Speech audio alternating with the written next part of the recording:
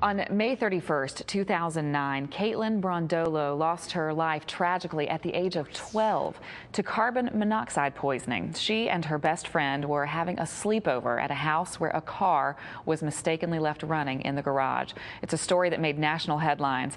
After that devastating loss, Caitlain's mother, Jill, made it her mission to help other families not have to go through what she went through.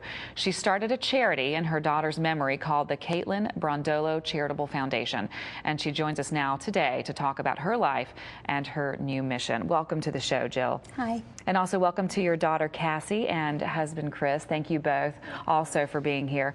Tell me a little bit, Jill, about Caitlain, about her life, what kind of girl she was. She was a great student, straight A student. She loved school. She was always eager to go to school and just kind of a high achiever. She loved art and she would draw all the time. And when she was 8, she started playing golf and played and got involved in some junior golf tournaments.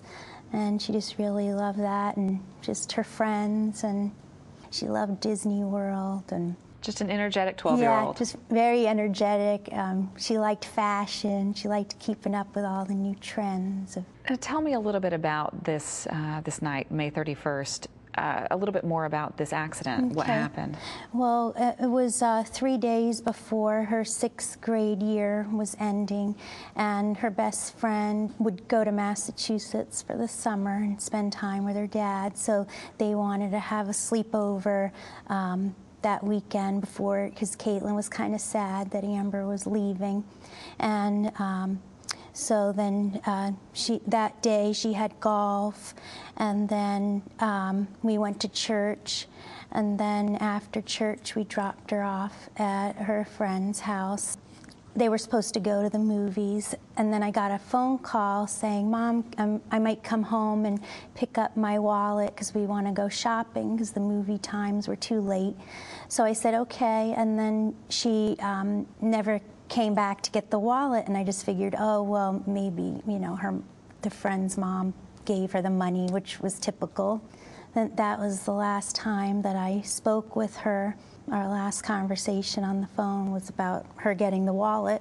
So the next morning, it was maybe around noon, and the 2 detectives came to our door, and they said, "Is Caitlain Brondolo your daughter?" And my husband's first reaction was, "Why is she missing? What happened?" You know, and then they told us that she died from, her and her best friend died from carbon monoxide. I can't imagine. I mean, the loss of a child, incredibly difficult to deal with as parents.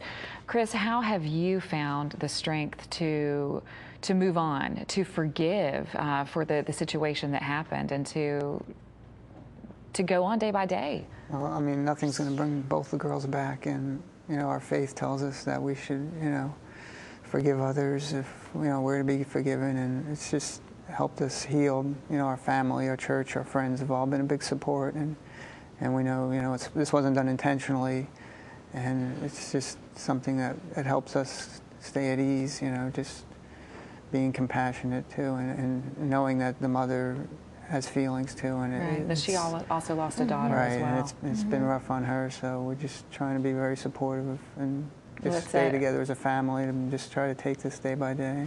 It's amazing to have that kind of faith and forgiveness. And you've started, Jill, an organization to try to help others. Tell me about this organization, this foundation. Well, you know, pretty early on we decided we need to do something positive in her memory, and so we started the Caitlain Brondolo Charitable Foundation, and we have a golf scholarship for a high school senior that wants to play collegiate golf, and we want to do that every year in her memory, but also really get out the message of carbon monoxide awareness, that so every person just knows, just have a carbon monoxide detector. A simple thing could save a life, and people think, oh, it's not going to happen to me, or it's not important. And we have all other kinds of insurances that we use for protection, and that's just,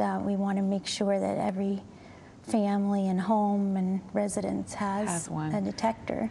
Well, you recently held your first charitable golf tournament, and we were so moved here at the Balancing Act by your initiative and the work that you were doing that we actually helped co-sponsor this event, and we have some footage from the event. So let's take a look at that.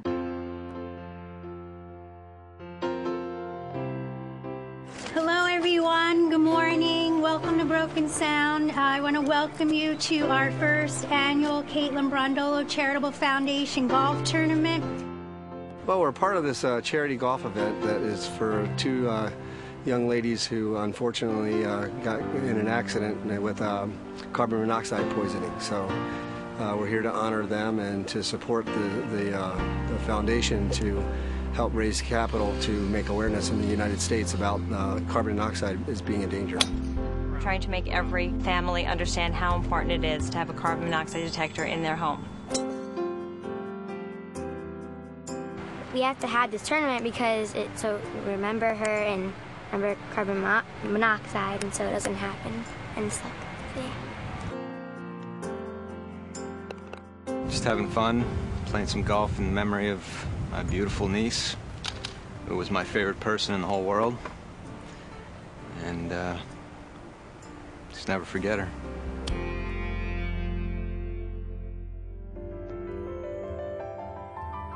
The community has really come together, and I think people understand this was a tragedy and it shouldn't have happened, and it can be prevented.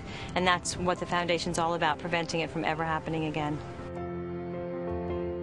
And I had the privilege and honor to teach Caitlain for 3 years. Started with her at 9 up till age 12. She had a lesson every Saturday at 12. She's always here at 11 for the lesson. She was tired before she ever started the lesson, everyone. She was great. Well, it's important, you know, and it's such an unfortunate incident that, you know, that God took her so early in her life, but, you know, what comes out of it could be amazing for an awareness for the category and for the carbon monoxide. And, you know, the fact of the matter from them doing this and making people aware, it could save some lives. And I think it's absolutely critical that you know, they took something like this and they made it into a huge event where people now can be aware of the situation where a lot of people weren't before. The mission name of, or the statement of our foundation is People in Purple, helping people in need. Purple is my daughter's favorite color, and she doodled little figures that named them People in Purple, so we took that as our foundation's logo, and everybody's dressed in purple today to honor her. Whenever she was out playing golf, she felt it was like she was having fun, nothing could stand in her way, she never got upset, and I really missed her. There are so many signs that we get that we just really, truly believe that she's here. I think it's a beautiful day. I think it turned out great. I think she's smiling over her parents and her little sister, knowing that they're doing great things. I know she's proud of them. It was an amazing event that you had. How much money was raised that day?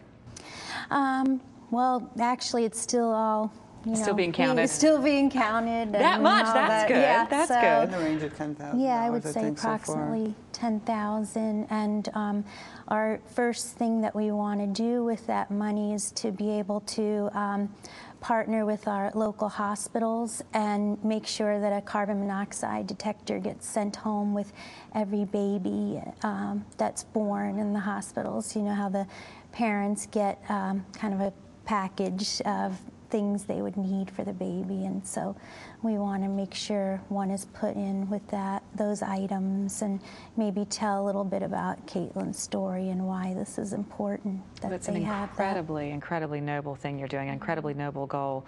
Chris, what do you want people and parents at home who are watching, what do you want them to know, and what do you want them to get from this foundation? Well, this just message? Awareness, like you said, is the key. I mean, most homes have a smoke detector in their house, and we just like every home to have a carbon monoxide detector too, because people aren't even aware of the sources of carbon monoxide. Just having the monitor can save lives. Mm-hmm. Well, thank you all for being here this morning to tell us a little bit more about your story and for having the courage to talk about your story. Thanks for having us. Thank you we for appreciate having you. us. And Cassie, thank you for being here too. You look lovely this morning. Now, for more information on carbon monoxide poisoning, just visit the website caitlainfoundation.org.